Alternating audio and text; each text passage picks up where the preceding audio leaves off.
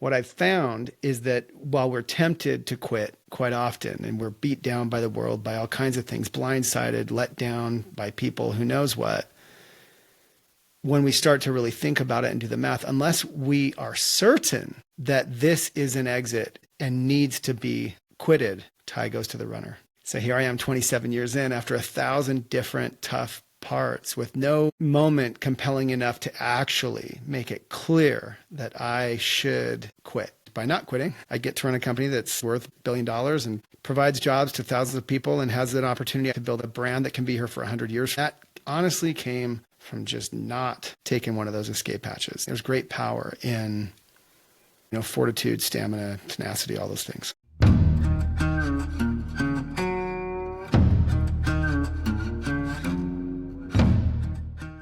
Shawn, it's great to have you on the show, man. Thanks for taking the time.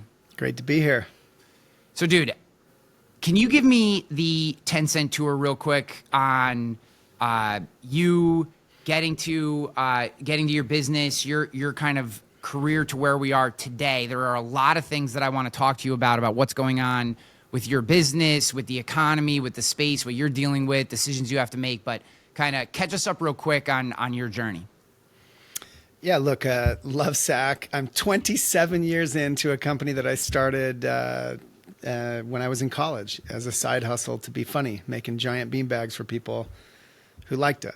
And that's evolved into now mostly a couch business. You've probably seen our famous couches on TV or online. You can arrange and rearrange them infinitely and add to them forever. And that makes them the most sustainable solution in all of furniture, because the one I'm sitting on, in fact, is 18 years old. Made it with brand new pieces, made it with new things that didn't exist until just this last year, because that's our designed for life philosophy in action at Lovesac. We have 300 stores now.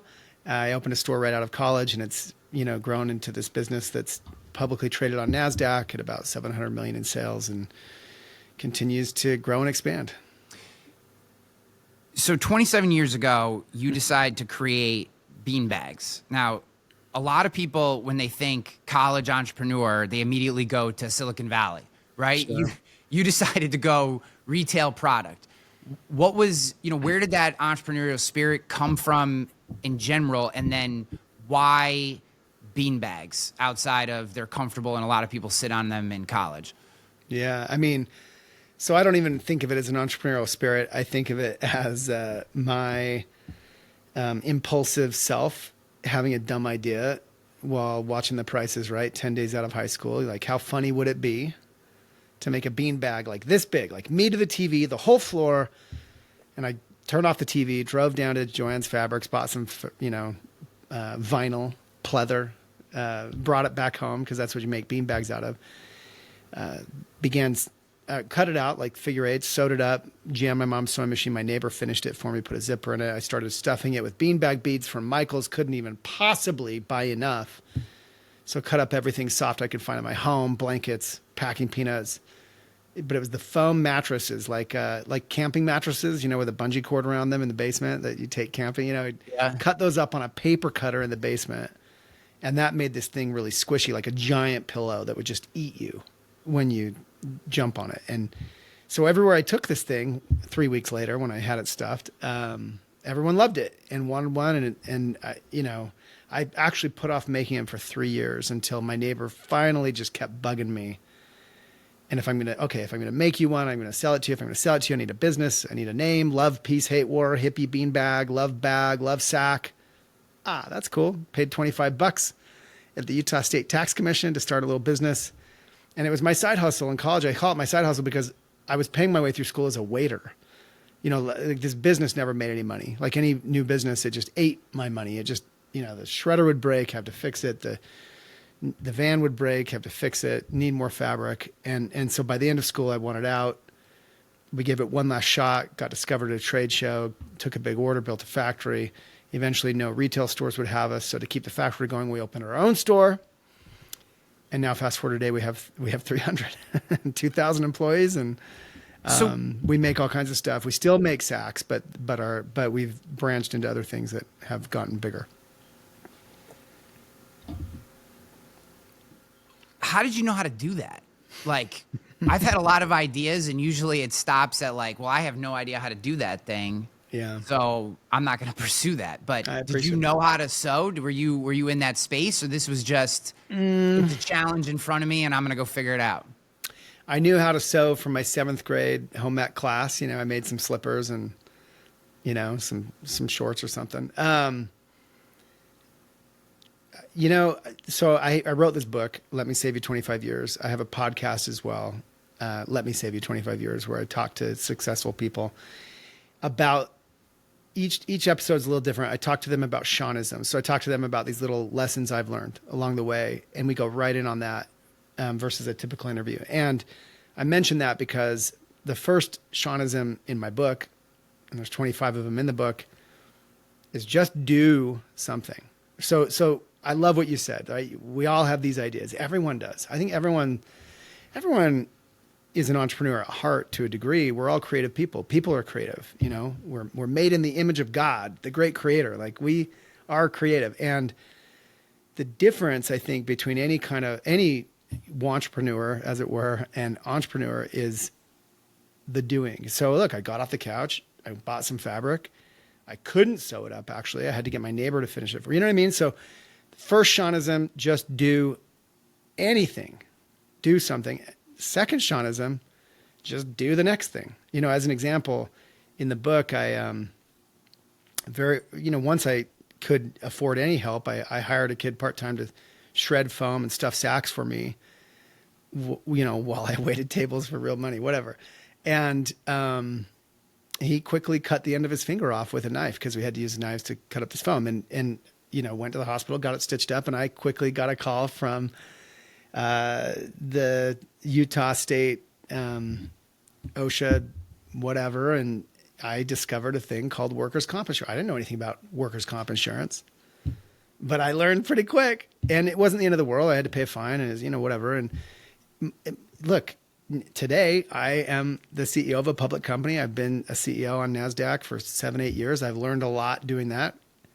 A lot. The first stock I ever owned was my stock.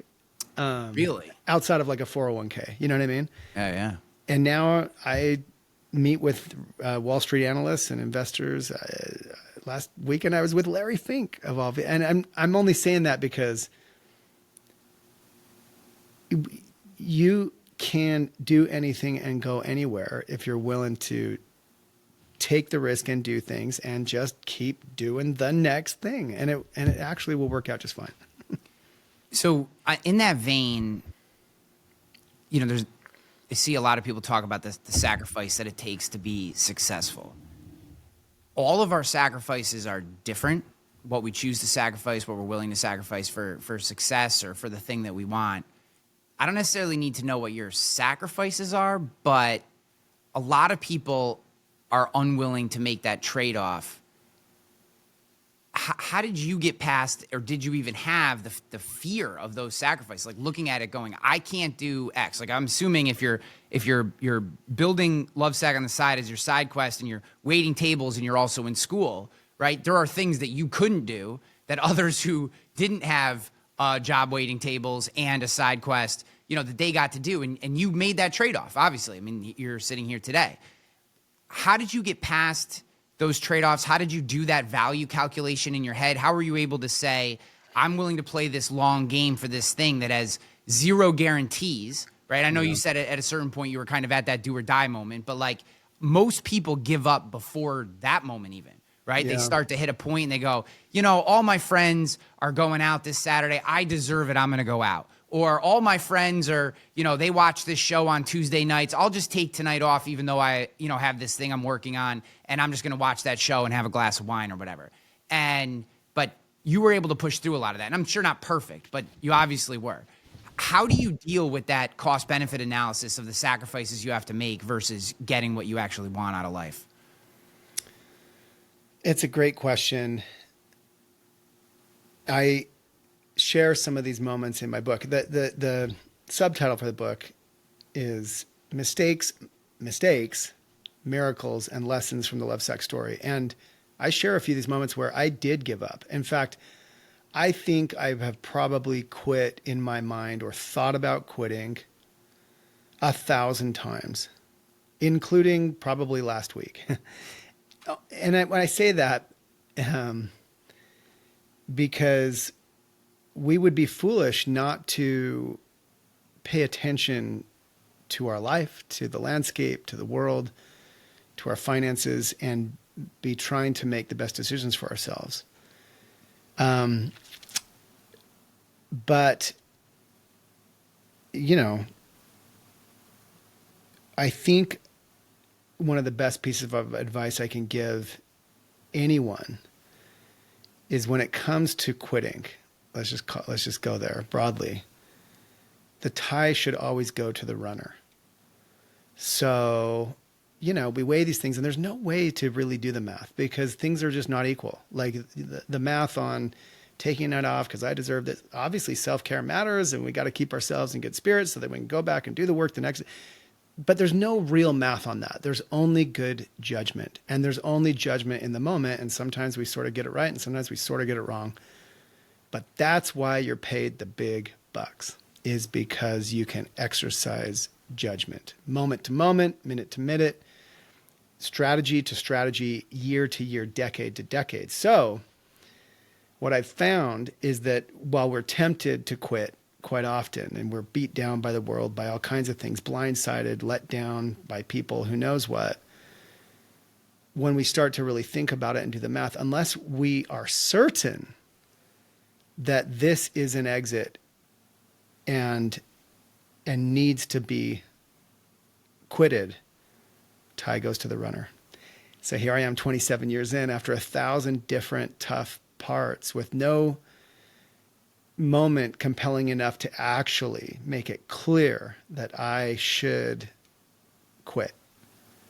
And by not quitting, I get to run a company that's, you know, sometimes worth $1 billion and probably, you know, will be in the right markets and provides jobs to thousands of people and has an opportunity, I think, to build a Nike, you know, a brand that can be here for 100 years from. And that honestly came from just not taking one of those escape hatches. And so I think there's great power in, as they say, you know, fortitude, stamina, tenacity, all those things. Did you do you contribute that to operating through some higher goal or higher power or higher calling that you know kind of was able to take you away from, I think, the innate selfishness that we have, or self-orientation, which allows us to listen to the excuses, right? To start as, you know, one of my favorite Kobe Bryant, we'll call it sayings, because I don't know the quote exactly, was around, he never negotiates with himself. Like, how were you able to show up at 3 a.m. and put an extra workout in every day when all your teammates were rolling in at practice at 10 a.m.? You'd already gotten a full workout in. How are you able to do that? And he was like, I made a commitment to myself. I just wouldn't negotiate. Right. Wow. And he had some higher callings. Did you have a higher purpose for the company or something that kept you going through those moments? Or was it just innate self-reflection, awareness, and discipline that allowed you to get through it? Listen, I'm no Kobe Bryant, but I think I've had different motivating factors at different times, and they overlap. In the earliest days of Lovesac, it was just survival. You know, in fact, I talk about this in the book, embrace economic pressure. You know, you get a lot of, this is not financial advice, but I will tell you that as much as I've had to carry debt at different times, almost all the time, whether for myself personally or the company, I maxed out all my credit cards to build the first factory. I spent, you know, I had a big customer place a big order. This is our first order that got us even to build the first real factory we had. And I had to basically wire the money that they gave me on deposit to this factory in China to make their order. I had spent the money of one of the biggest retailers in the United States. Like, I could feel the consequence if I didn't deliver. And I didn't even know what the consequences probably were, but I knew they would be bad. So this economic pressure is like, I have to deliver. And so I'm buying farm equipment and tractors on an agricultural loan from the United States government so that I could shred enough foam to make that first order, because I couldn't afford a $500,000 German shredding machine at 22 years old. So ingenuity took over, and after a few visits to farmland to find these little shredders that we had been using, you know, I asked if he had something bigger. He showed me this hay buster. I then was purchasing a 1970s hay grinder the size of a house, dragged around by a tractor, powered by a tractor, because that's the way I could afford to make it work. And it worked. And it did work. And it worked for years, actually. And this is the type of ingenuity that finds us when we're willing to put our ass on the line, when we are willing to, take the risk. And so I've never had a safety net. I don't have a safety net today. In fact, I haven't even taken my chips off the table. Almost all my personal wealth is still in LOVE stock, which, by the way, I'm proud of, our ticker. Yeah. That's cool. And it looked, again, not financial advice, but here I am recruiting people and sort of asking them to leave their careers from the best companies in America to come work for my little company. Why should I be liquid and wealthy with a giant pot of cash that they don't have, And so I keep my chips on the table. I need Lovesac to work. Our stock is under pressure because the home category sucks right now with housing down and everything else.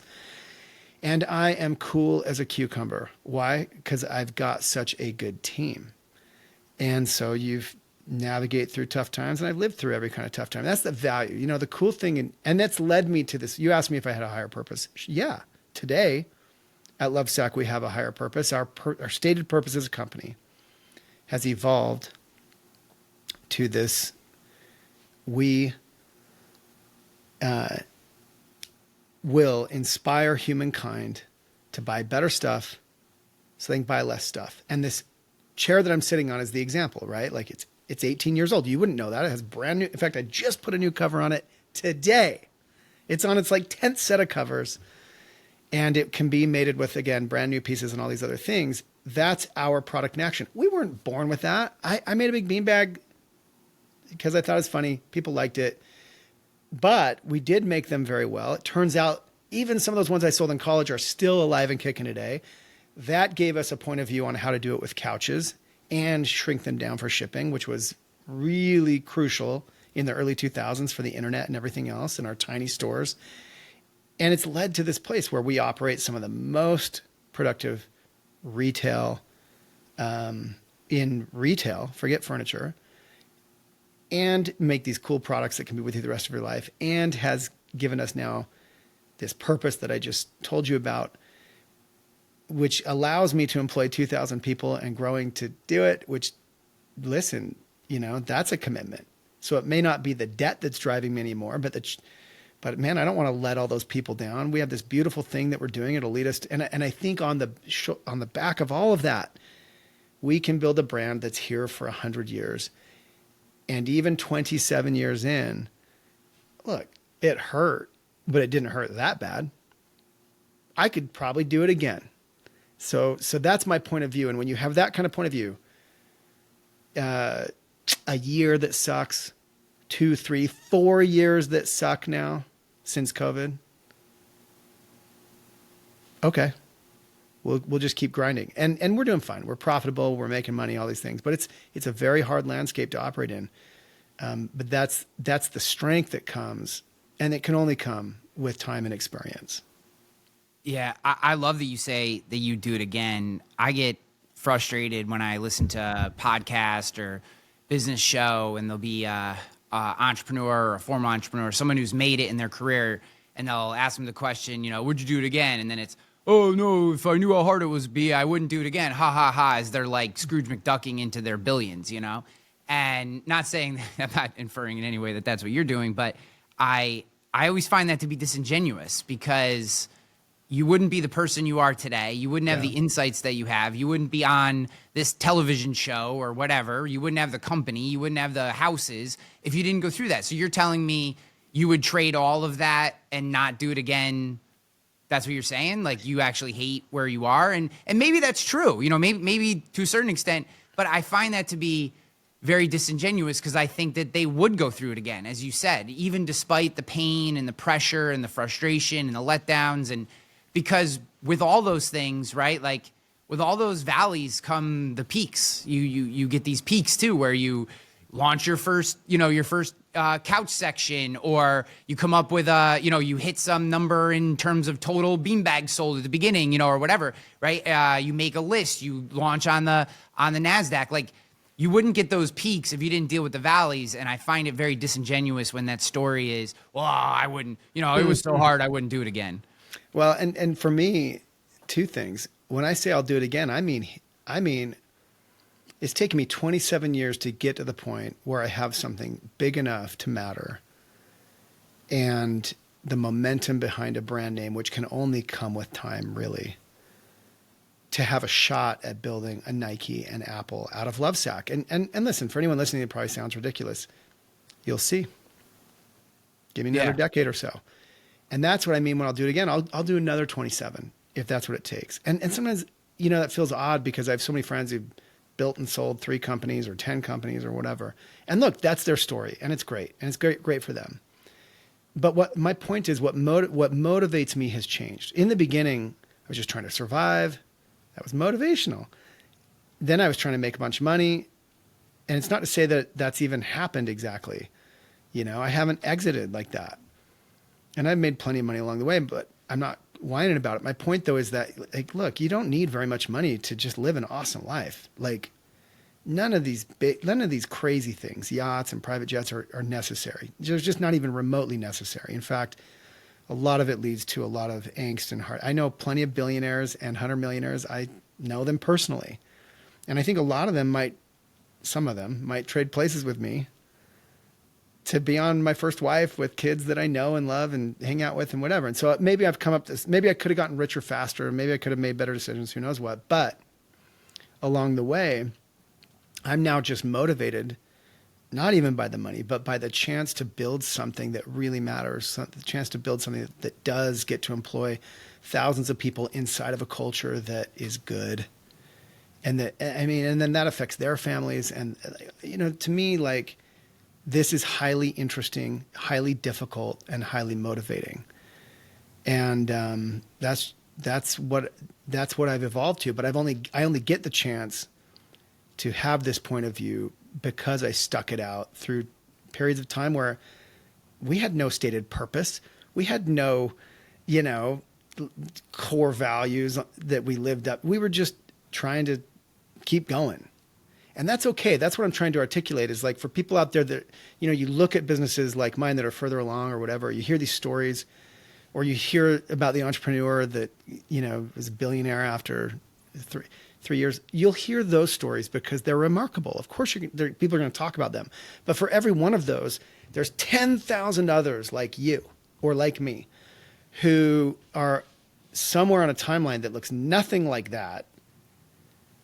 And it's totally okay, because there are thousands of great success stories that all things told may be even more successful than that dude who made $1 billion overnight, And when I say successful, I mean in the broadest sense of the word, And so all I have is my story, and I'm just trying to articulate, this is what keeps me going today. And it's different than what kept me going before. So one more question on mindset, and then I want to transition to some of the things that are happening today. One of the things that I found with a lot of younger founders coming through, there's a sense that there's only so much pressure they can take. It feels like our skills as a society with dealing with pressure in general are not as strong, or not intrinsic to how kids are raised today. I'm not exactly sure. I'm not pretending to be a sociologist, but it feels like there's like this, when pressure starts to get applied, that whole bare your chest and rise to the challenge mentality isn't necessarily intrinsic in a lot of people. And they start, well, why is this happening to me? I hear it's too much. This shouldn't be this hard. All these different kind of excuses around this idea of pressure. Do you have a mindset, a framework, something you turn to when you're feeling that pressure that allows you to think through what's actually happening on the field so you can continue to make the best decision possible? Thank you. I have developed, if I were to back up and analyze myself, I have developed a strong capacity for compartmentalization. And it's not perfect, when financial pressure or market pressures or, investor pressures, whatever, are at their heaviest. I'm not immune to it. I feel stressed. It can affect my sleep. Not completely. Like, I'll never be kept up all night, but, I can feel all of those things. And I work really hard to, when it's time to sleep or when it's time to be with my kids or be on vacation or whatever it may be, to put those things over here and just simply, I will not think about them. I will not be, and I certainly will not be rattled by them. And in the beginning, forget pressures. I was a very volatile, wild-eyed young entrepreneur, and so much so that my own team kind of made a joke of it. Like they made me this T-shirt one time. It's in the book, with it was like the international symbol for flammable liquids, on my chest, and it was my head because I had this spiky hair at the time, in place of like the flames, and it was like, and it said something like combustible or something, and I took it actually kind of as a compliment because this is in the days of Steve Jobs, where it was kind of cool to be like a real hard ass and to be like super aggressive and whatever. But really, I was just kind of like a young little tyrant. And I got my way. And by the way, there's advantages. I mean, there are results that can come that can be good from behaving that way to a point. But I talk about this in the book, another Shawnism. Stay cool and be kind. And so now when I feel that stress and pressure, because I do feel it, even though I'm able to compartmentalize it, it'll still weigh on me. And I view the chance to walk through the airport and, interact with people, have meetings with my own team, and maintain a super cool, level head, unrattled, unfazed demeanor as an awesome challenge. It's kind of like waking up early to go work out. Can I do this for this moment, for this day, for this week, for this month, for this quarter, for this year of extreme stress and pressure? And when you're able to do that, of course, it helps others remain calm and perform well. And it's tricky because, you don't want people to mistake your calmness for a lack of urgency, because there are urgent things that need to be dealt with. But I just think it's a matter of growing up and maturing, and that's where I'm at. And look, I'm still not perfect, but I view that as like the ultimate personal challenge under the most extreme pressure. And so I've had to look, and I think my life has shaped me into that. I think it's given me the chance to break myself on the rocks of tough times, but I was not always up to that task, and I still survived. But that's how I view the task today. It seems to me like you have a tremendous amount of self-awareness, right? To be able to consider who you were, who you've become, how you got there, to even, I know a lot of people, I'm very hot-headed as well early in my life and career, and maybe still in some situations today. And a lot of people don't learn these lessons about themselves. They have to have like a rock bottom moment, or, run into a brick wall in some place in their life before they go, maybe it's me, right? Like, is that self-awareness a survival tactic? Is it something that you just learned over time? Was it intrinsic to you? Was there some place that you picked it up? Because, we don't know each other that well, but I can just tell from the way you talk about your life and your career that you've obviously spent a lot of time thinking about not just, not just reflecting on the successes and the tactics, et cetera, but also in who you were throughout that journey. I appreciate that. Saying that you're super self-aware is like saying you're super humble. But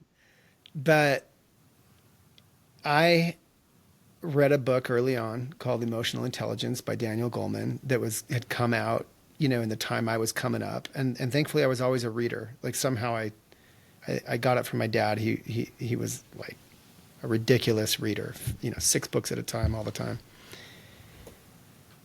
And this book begins as its foundation for emotional intelligence, which, by the way, the title of that book has become a meme. I mean, it's become part of our lexicon. We take it for granted, but it didn't always exist. I saw it born. And the first section of that book is all about self-awareness. So when I've been asked in my career in different forms, the secret to success, some version of that, it's always rooted in that. Self-awareness is the root of all success. And again, I'm using success in its broadest form, not just money. Money can be taken and commandeered by total unself-aware tyrants, no doubt about it. We've all seen it. But for broad success across many spectrums, you will not have it if you can't get self-aware. And my best advice is start with the books. Read Daniel Goleman. Read Tasha Eurich, Insights. It's required reading at Lovesac. We have 3 required reading books. One of them is Insights by Tasha Goleman. And recently, Emotional Intelligence 2.0, who is also on this podcast. This is a real science, and I believe that it's not just another thing. It's the core thing. It's the thing on which all other things stand. Well, I love that you've talked about reading so much. I mean, I attribute much of the success that I've had in my own career to reading. I've never really had, I've had a few mentors, but nothing formal, nothing overly consistent.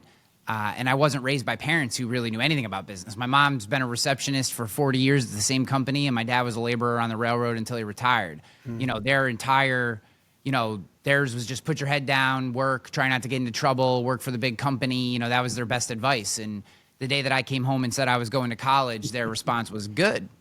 And there was like no expectation. It was just like, oh, okay, that's the next thing you're doing. And my point in saying that is like, coming out of high school and getting into business was such a culture shock. Like just having never been exposed or even seen my parents work in that world. And now all of a sudden you're in, and it was reading that got me through all those years and just reading book after book after book. I mean, I have a lot of them behind me. I have more upstairs. I'm probably like your dad. I got books freaking everywhere, and at any given time, I can appreciate at any given time having 6 books going, as you work through them. But that it's very difficult if you're working through, especially if you're reading, I'm going to say the right books. That is a very broad stroke, but books that are geared towards helping you become better at something you're doing or yourself, it is very difficult for that not to start to leak in through osmosis into your brain. Like it is just such a superpower to read. And I hate when I see these stats of readership in the United States in general going down consistently every year. There's a bunch of reasons for that, obviously, but I don't think it's giving us more depth, more pliability, more adaptability to consume everything in short form. There is something to a nonfiction book, whether it's a biography or whatever, that just, even if you get one idea, the $15 that you pay for the the paperback is worth it, right? Oh, yeah. You pull one idea that sticks with you, and so few people are reading, and so few people attribute their success to reading, and I'm really glad that you brought that up. Yeah. I mean, by the way, back to tie it back to what you asked about kids and their resiliency, your kids should be reading. And your kids should also be doing things that force them to feel some fear, some resistance, some vulnerability, some danger. We complain about kids these days, but we have the chance, especially as parents or mentors or who knows what, to be more intentional about how to raise kids these days. So I do my best, to read with my kids, read to my kids, see them reading, buy them books, and put them in situations that require some risk, some difficulty, some hardship, and that can come in so many ways. Hiking, canyoneering, in my case, dirt biking. I love it for my son and my daughters. 'Cause dirt bikes are loud and heavy and scary and difficult, and you're on your own. Like I can't even, there's no training wheels. You can't ride it for them. They got to learn to drop off of embankments and cliffs and things like that. And by the way, the same advice to you, meaning adults listening, right? Like, are you reading? I totally agree. I don't think anything can replace it. I don't think there is a replacement for it. Yes, mentors are great. I was probably too cocky to really seek out mentors, if I'm being honest, probably still to today. But books can be my silent mentor to a large degree. And I put myself at risk in many different activities to keep myself. It's amazing the perspective it gives you when you almost die once or twice on a really narrow, tough, fast dirt bike trail on the cliffs of southern Utah before breakfast. It makes the Costco parking lot like pretty benign. Yeah. So I agree with this point. It's something that I've been talking about on the show and talking with other people as well is I use it as a microcosm. Probably 5 times a week I cold plunge for 5 minutes. Yeah. So 45 to 47 degrees for 3 to 5 minutes. Yeah. 3 in the winter because it's freaking cold in upstate New York. 5 when it's a little warmer maybe. But the reason I do it, there's all kinds of health benefits. It doesn't matter. You can believe them, you can disbelieve them. Doesn't matter. I do it for one purpose, because it sucks. Mm-hmm. It's terrible. It was terrible the very first time I got in it, and 5 years later, it's still terrible when I get in it. I still stand over the edge with my finger on the start timer button, going like, just get in. Totally. You can, like, I'm pumping myself up. It's like the 1,000th time I've been in this stupid thing, and I still have to pump myself up every time because it's terrible. And people are like, well, why do you? Because if I can force myself to do something terrible, that there's no positive feeling. It's terrible from the moment you get in to the moment you get out. And the first moment you get out, it's even worse. And yeah, you feel great afterwards, and there's health benefits, but mentally, it's something I don't want to do. And then when a decision comes up later in your day, you've now trained your brain to say, I can make decisions to do things that I don't want to do, but I know are in my long-term benefit. Yeah. And it's that training mechanism of, whether it's riding a dirt bike first thing in the morning or, going out for an extended run and you come back and you're dripping in sweat and you're, pushed yourself harder than you've ever gone, or jumping out of an airplane or making that cold call or whatever that thing is that causes you fear. Like just the act of doing the thing, even if it falls right on its face and doesn't work, is training you to do more of those things. And I feel like with all the Instagram course 3 steps to figure out all your wildest dreams come true kind of society that we have, everyone's searching for the hack. Yeah. And it's like, the same kind of bedrock concepts and ideas seemingly get everyone who's successful to success. Yeah. Yet it's almost like, how do you know you're the sucker at the table? You're the only one that doesn't know who the sucker is. It's kind of the same thing with all these tips and tricks and 5 steps and buy my template kind of stuff that people chase, using it as a microcosm. It's like, just learn how to do hard things and then go figure out those hard things and you'll eventually get the answer. But no one wants to hear that, and certainly they aren't going to pay for that advice. Look, it's just first principles. Can you expect striated, bulky, ripped shoulders from not exercising? It's impossible. You cannot expect to be mentally tough if you don't work out your mind. And so pick whatever medium suits you. Cold plunge, running, I like dirt biking, but and another surfing even, it's because by the way, you watch a surfer, it looks so smooth and fun. It's surfing. Yay, dude. Like if you've actually paddled out through breakers and in real conditions, it's terrifying, especially by the way, if you didn't grow up doing it like me, like it's terrifying and fun as well, but it's freezing and cold and all these things. Right. So whatever it is, man, build that mental toughness. Cold plunge is great. And don't expect big muscles if you're not willing to work out. It will not, and it cannot happen. So my kids convinced me to get 2 kittens. We had a cat. We got a kitten given to us. I didn't want a cat, but my kids wanted an animal, and I'm divorced, and their mom wouldn't get them anything. So they convinced me to get this kitten. Kitten's great. 9 months in, the kitten has a freak seizure and passes away. Oh, shoot. Kids lose their friggin' mind because they love the cat. So I'm like, all right, when it's kitten season, because this was like the middle of the winter, we can get another kitten, whatever. And somehow, because I'm a complete sucker, they convinced me to get 2 cats, 2 kittens. Now, probably a good decision from the standpoint of they basically just play with themselves and leave me alone during the day. But we got one like normal cat that does kind of like normal cat things. And then we got one cat that is either a ninja or retarded. And I'm not sure which it is because he just somehow opened the microwave door and then hit some button on the microwave, and that's what was ringing in the background, driving me insane. So I apologize for that. So I would like to transition our conversation here to what's going on in the marketplace today. So you had mentioned that the home category is struggling, and you had mentioned before we went live that tariffs are playing a role in that. There's so much information out there around the tariffs, and depending on what channel you listen to, you're going to get a completely different story.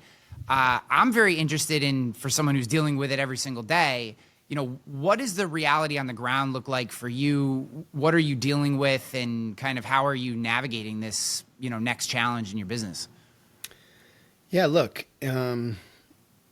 I will have written a $30 million check to the government this year that would have been profit, for my company. That's like a kick in the nuts, you know what I'm saying? And it wasn't expected. There was no notice given, it kind of blindsides you as it's moving so fast. Now, the upside is we were quick to move out of China when they first dropped the tariffs on China back in 2018, because we had already been working on it on instinct. So entrepreneurs have to follow their instincts. We've had a long instinct that we could make our product in the United States through automation, because we can't make our core products in the United States apples to apples. The way that they're manufactured is super labor intensive, and it's just not even remotely affordable. We'd have to, double the price of we'd be out of the market. But on first principles, if you understand what's unique about Lovesac, right, you can buy a bunch of seats, buy a bunch of sides, build any couch you want, add to it years later, because these Sactionals pieces are uniform. So we are fundamentally creating a lot of demand for sameness, not novelty, not the new season, not the new collection, not the new style, but actually for sameness, because it's good for you as a buyer, because now you have all these advantages if you buy into this platform.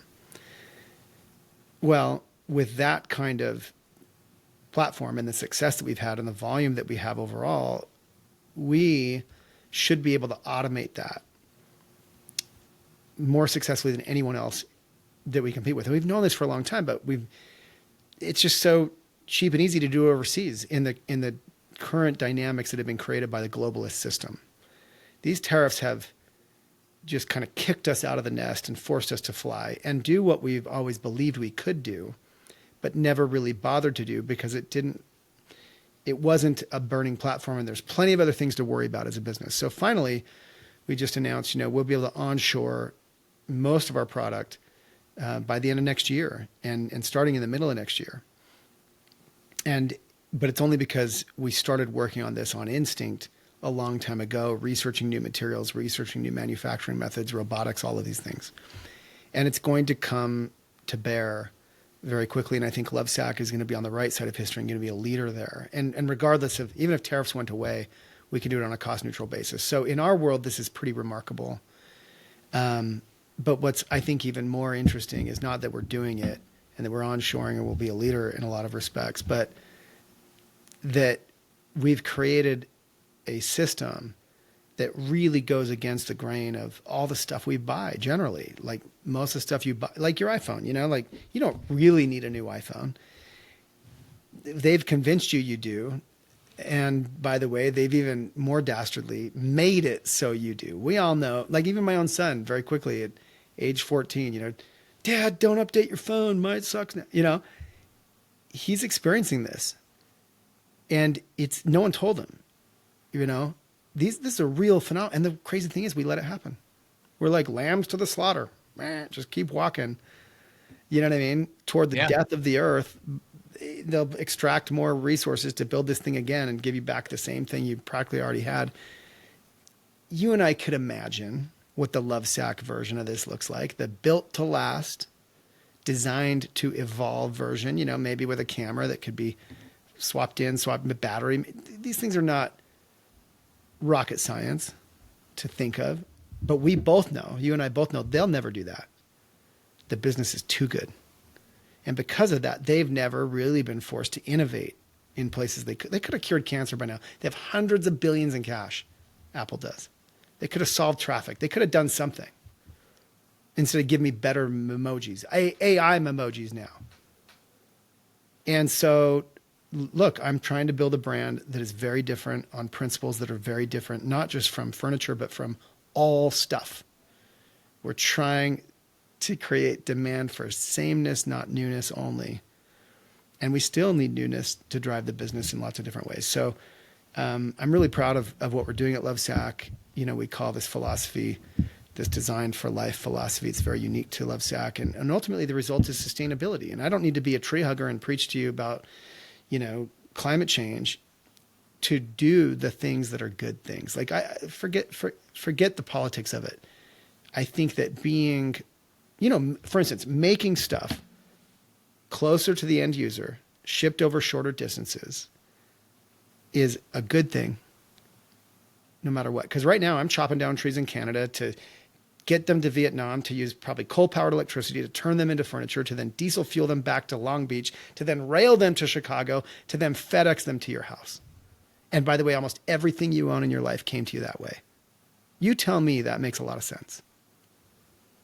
Do you think you are at the tip of the spear of a trend back to sustainable, long-lasting products, or do you think you guys are kind of a snowflake in that regard? I don't know.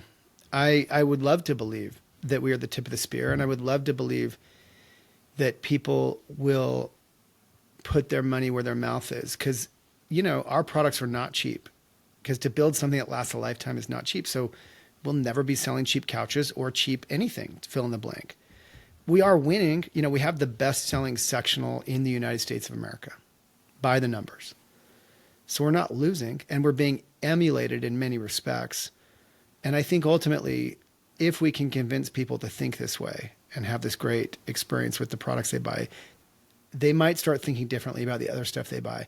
And that's where the movement needs to come from. It's not going to come from guilting people in to feeling bad about the polar ice caps. It should, but it won't. It will come from leveraging people's self-interest.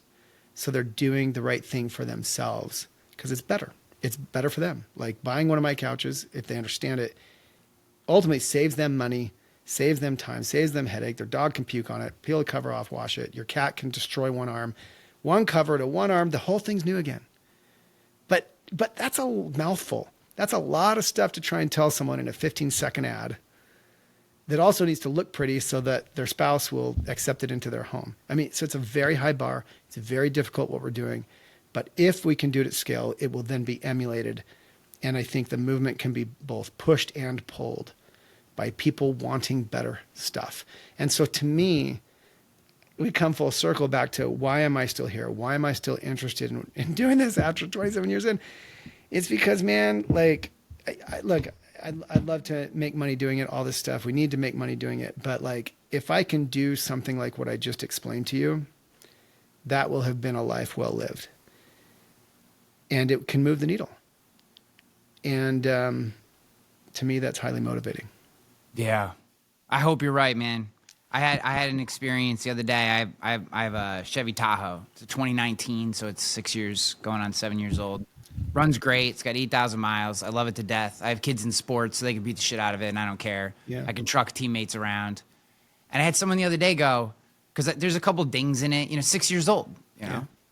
And I had someone come to me and go, why don't you just get a new one? And I was like, well, this one runs great. I don't have a payment on it, and it does everything I need, and it's comfortable, and I like it. But it was like, but they're like, yeah, but you could trade it in and get a new one. And I'm like, yeah, but then I'd have a car payment. I would have more money coming out of my pocket for something that does the same exact thing as the thing that I have now. Yeah. But it's like, I could see a business case. It's almost, the sad part is, and close with this, is like, I can almost see the business case for the movement that you're developing, right? Yeah. For sustainable products, interchangeable products, for people enjoying and building on the things that they have, not just tossing them out and getting something new. I'm all for that and with it. I worry more about the consumer mentality than the corporate mentality in that movement. Not that it can't come around, and I would love for it to do that, but and maybe with AI it starts to, right? Maybe we get the time back in our life where we like maintaining our home, maintaining our cars, maintaining the things that are important in our lives again, because we have more time. I do feel like it's very hectic. I think life is intrinsically hectic. You can set yourself up to reduce that, but it's an intrinsically hectic time. But ultimately, I think consumers have a long way to come in the way that they've been trained for the last 2 decades. But dude, I love the story. I love what you're going after. I appreciate the hell out of you and the time that you've taken with us today. Tell everyone where they can get the book, and then if they just want to get deeper into your world in general, is there anywhere where they can connect with you and follow along, other obviously than your actual retail site, the Lovesac site? Yeah, look, slide into my DMs. I'm Shawn of Lovesac on every social media channel, YouTube channel, with the podcast, Let Me Save You 25 Years, which reflects the content from the book, Let Me Save You 25 Years, available everywhere you get books. I'm really proud of it. If you have a young person in your life that, has some ambition, buy them this book. I wrote it for them. I wrote it, it's meant to save you from at least a little bit of the heartache by learning from my mistakes that I made starting at 18 years old versus making them all yourself. And love to be available through social media for sure. Easy to find, and so is Lovesac. Awesome. And guys, I'll have all the links, whether you're watching on YouTube or listening wherever you do, just scroll down. You'll have them. Connect with Shawn. I love what you're doing, man. Appreciate you. Thanks again for the time. Thank you.